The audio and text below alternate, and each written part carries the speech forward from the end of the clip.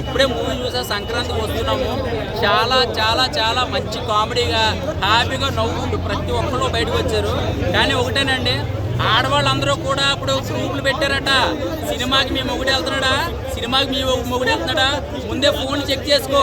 శ్రీలీల బదులు శ్రీనిగాడు, రాధిక బదులు రాహుల్ అని పెడతాడు, ముందే చెక్ చేసుకోండి అని చెప్పి ఆల్రెడీ గ్రూప్స్ మెసేజ్ అవుతున్నాయంట, స్ప్రెడ్ అవుతుందంటే చూసుకోండి రే కుర్రోళ్ళు. రేపు పొద్దున పెళ్ళి అయినా, పెళ్లి కావాల్సిన పెళ్ళి అయిపోయినా ఈ సినిమాకి వెళ్ళేటప్పుడు మీ పెళ్ళాలతో వెళ్ళారంటే మాత్రం మీకు చికెన్ 65 అయిపోతారా బాబు. ఎందుకంటే ఈ సినిమాలా కాదు, నిజ జీవితంలో ప్రతి ఒక్కరికి కనెక్ట్ అవుతుంది. ఎందుకంటే వైఫ్ అండ్ హస్బెండ్ సినిమా చూస్తున్నప్పుడు ఒక్కసారి ఇలా చూసుకుంటారండి ఇద్దరు, ఒకరు మొగలు ఒకరు. ఇంటికి రాని సంగతి చెప్తానని ఏమైనా దండం పెడతారు, వదిలేవే. ఒక పని చేస్తాడు, ఏం చేస్తాడంటే సినిమా హైదరాబాద్లో అయితే గోలా బుక్ చేసి ఇంటికి పంపించేస్తాడు. ఎందుకంటే మనం డైరెక్ట్ వైన్స్కి వెళ్ళిపోతాడు. ఎందుకంటే బలాన్ని డానిక్ వేసుకుంటాడు. ఒక మంచి అవుట్పుట్ ఇచ్చాడండి, కనెక్ట్ అయ్యే సినిమా. అలాగే ఒక చిన్న పుట్టోడి క్యారెక్టర్ చాలా బాగుంది. సంక్రాంతికి వస్తున్నామంటే మొత్తం సంక్రాంతి కోసం చూపిస్తాను అనుకున్నాం, కానీ ఒక ఎక్స్ గర్ల్ ఫ్రెండ్ మధ్యన, పెళ్ళైపోయిన భార్య మధ్యన నలిగిపోయే ఒక మగాడి జీవితాన్ని అనిల్ రావుపూడి గారు చూపించారు. రెండో ముక్కలో చెప్పేస్తున్నా, సినిమా చాలా బాగుంది. ఒక్కసారి మీరు ఫ్యామిలీతో వస్తే కనుక మధ్యలో పిల్లలు పెట్టి చూడండి, ఇద్దరు పక్కన చూడకుండా గోపులు వాచిపోతే ఉంటానండి. ఓవరాల్ రేటింగ్, వెంకటేష్ గారి యాక్టింగ్ నిజంగా ఘర్షణలో మనం వెంకటేష్ గారి పోలీస్ ఆఫీసర్ క్యారెక్టర్లో చూసాము. ఇందులో ఫస్ట్ హాఫ్ అంతా కూడా మధ్యలో మనకు ఆ లుక్స్ కనపడతాయి. సెకండ్ హాఫ్ నుంచి లింగి కట్టుకుని ఒక మంచిగా ఆడవాళ్ళందరూ ఎలా అయితే కోరుకుంటారో వెంకటేష్ గారు అంటే, ఆయన కామెడీ టైమింగ్ కానీ, ఆయన డాన్సులు కానీ, ఆయన సెంటిమెంట్స్ ఏది చేసినా కూడా ఎలా కోరుకుంటారో అవన్నీ వెంకటేష్ గారి ఎనర్జీ చూసాం. సాంగ్స్ వచ్చి పోతుంటే సరదాగా వెళ్ళిపోతుండే. ఆ గోదావరి గట్టు మీద సాంగ్ ఒకటి బాగుంది. తర్వాత మధ్యలో వెంకటేష్ గారి సాంగ్ లాస్ట్ ఒకటి సంక్రాంతి సాంగ్ ఒకటి ఉంటుంది, అది చాలా బాగుంది. ఓవరాల్ గా రేటింగ్ అని తినేస్తున్నారు. ముందు ఇవి పంపించేస్తాం. ఏమంటే రేటింగ్ 5కి 4 ఇస్తానండి. థ్యాంక్ యూ అండి.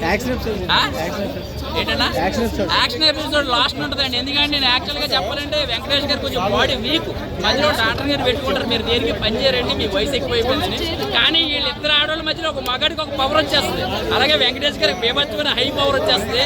100 మందిని లేపు అవతలు పడేస్తారు అనమాట. అంటే మందులకి తగ్గలేని, వైద్యానికి తగ్గలేని ఒక బాడీ అంతా వీక్ అయిపోతే ఒక ఇద్దరు ఆడలు పెడితే వాడికి పవర్ వచ్చిందంటే అది ఆడవాళ్ళ పవర్ అనమాట. అనిల్ రావుపూడి గారు F2, F3 మధ్యలో చాలా సినిమాలు చేశారు కదా. ఒక్కొక్క సినిమాకి సంబంధం లేకుండా చేస్తున్నారు. నిజంగా ఈ సినిమా చూసే కింద ఒక బ్రదర్ అడిగాడు, ఇదే ఇంట్లో ఇళ్ళలో వంటింట్లో ప్రియులు ఎలా ఉందండి అంటే, నాకు ఆ సినిమా గుర్తు రాలేదు. నిజంగా ఆయన చెప్తే కానీ ఎలా చేసినా కూడా మనకి కొత్తగానే ఉంది. అంటే ఎక్స్ గర్ల్ ఫ్రెండ్ ఏమో పోలీస్ ఆఫీసర్, ఆల్రెడీ పెళ్ళైపోయిన అమ్మాయి ఏమో ఒక తూర్పుగోదావరి జిల్లాలో పాలకొల్లు పేవరం మధ్యలో ఉన్న మర్యాదస్తులు ఇంట్లో పుట్టిన ఒక అమ్మాయి అనమాట. సో ఎన్ని తప్పులు చేసినా కూడా పాపం భోజనం టైం కరిటాకేసి అన్నం పెట్టేస్తుంది.